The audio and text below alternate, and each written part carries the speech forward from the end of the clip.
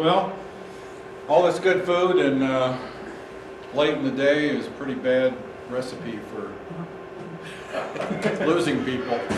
So I'll try to do my best to maintain some interest. But if you doze off, that's quite all right, because some of this stuff will get boring to some of you. How many of you here, I know that some of you at the table I sat at have a technical background. How many of you are engineers or, okay, well, that'll help. And let me turn this around so I can get my clicker to work here, perhaps. Okay, so I want to tell you about a technology that was in large developed here in Albuquerque at Kirtland Air Force Base, and some interesting stories that go with it. I'd really rather just tell you the stories and not get into too much of the technical details, so we'll see if we can do that.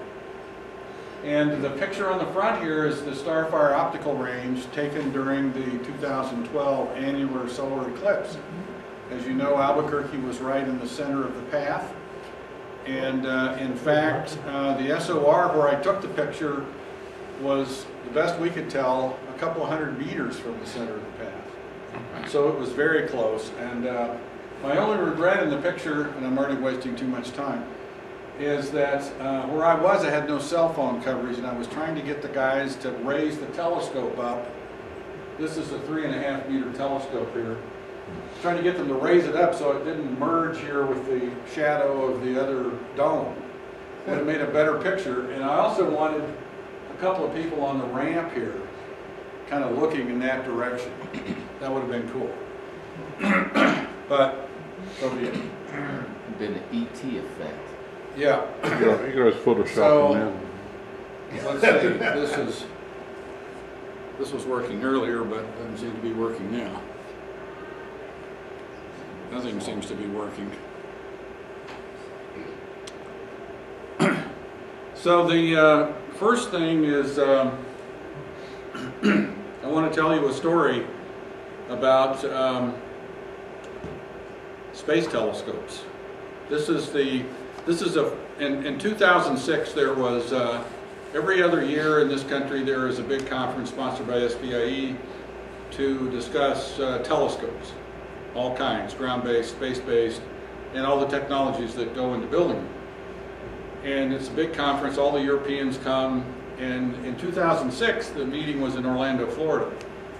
And they had in the parking lot a full-scale model of the James Webb Space Telescope, which is a 6.5 meter aperture, 6.5 meter mirror, due to be launched in about 2 years. 3 years, I guess. October of 2018. So I went out to the parking lot to take a picture of it, and but there were two guys out there that were from the European Southern Observatory, and they were working on the what they call the Extremely Large Telescope project, which at the time was somewhere between 50 and 100 meters. And they were, in deference to their privacy, I decided to wait until they were gone, although now it would have been good to have them in the picture so that you could see the scale. But they were walking all around looking at it, reading the placards, not saying much, and finally one of them said to the other one, "But it's so small." And so that brings up the issue, why do we need these big telescopes? You know, the astronomers now are building a 39, so it turns out the Europeans are building a 39 meter telescope in northern Chile, and eventually we hope that we'll be able to build a 30 meter telescope on the big island of Hawaii, although this past week the Supreme Court there decided that the building permit was invalid because of the process used to obtain it. So that construction is on hold. But, you know, why do we need something even bigger than 6.5 meters? And to gather more data right. from the sky. Okay, so I don't know what's going on here. Maybe it's the light or signals. So today astronomers are interested in the entire what some people call the cosmic timeline, which goes back nearly 14 billion years to the creation of the Big Bang, the beginning of the universe as we know it. And in order to investigate all these things, sensitivity is what's important, and sensitivity is the amount of is related to the amount of time you need to make an exposure to achieve a certain signal to noise. And that sensitivity goes as if you have what we call a diffraction limited image, you have no aberrations in your telescope.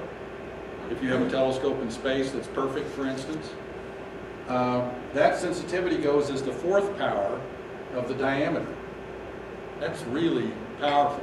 And that comes from the image goes as, or the resolution of your diffraction limited telescope goes like lambda over d, and the area of the telescope goes as d squared. So the size of the image, you know, the intensity, the light concentrated in the image size increases as that area of the spot. So there's a d squared there. And then the area of the collector is another d squared. Whereas if you have a seeing limited instrument, that is an instrument that's limited by the atmospheric turbulence, it only increases as the square of the diameter, just the area. So that's still useful, and that's why people have been building big telescopes all along. But does it make sense to build a 30 or 40 meter telescope if that's all you're going to get? Because if you look at this chart, with respect to an 8 meter telescope, these are the factors you gain in sensitivity by having a diffraction limited image. And with adaptive optics, you can basically get most of the way there. And so that's why, you know, when you're looking at a 30th magnitude object at the edge of the universe, it makes a difference if you have to wait, you know, 560 seconds versus 24 seconds to make an image, or to make a measurement, to get a certain signal to noise. It goes a long way in 564 seconds. Well, you know, I'm just using the ratios here. So, so that's a big difference. And of course, in astronomy especially, the amount of time it takes to make an observation is very important, because, well, like Keck, for instance, the 10 meter telescope on Mauna Kea, it's $40,000 a night to run the telescope. So it seems like a lot, and if you're wasting time, you know, integrating that's because you don't have a very good image, then that's not very good. And so the boss doesn't like that. Okay, this is hard to see. In fact, we're probably going to want to kill the lights when we start looking at pictures here. And that way you can really go to sleep. There you go. There we go. So everybody recognize this? Yeah. This is Orion, and I just want to use it as an example. And as everybody knows, you can see the Great Nebula with your naked eye. And here's a Hubble picture of it, absolutely gorgeous. I don't know why the colors changed, but and here's a close-up from Hubble. Are we sure the projector's in focus? It doesn't look it to me. Is there someone who can check that for us? It's definitely in focus, may be different from yours.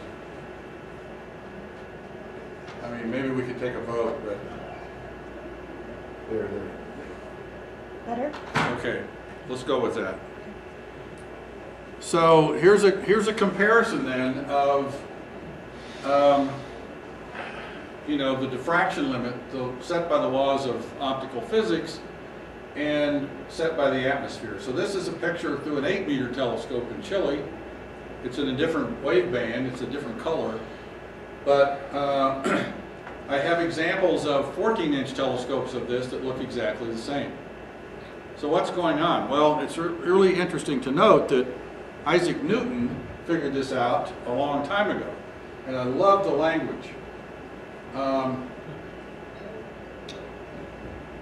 Stars do not twinkle when viewed through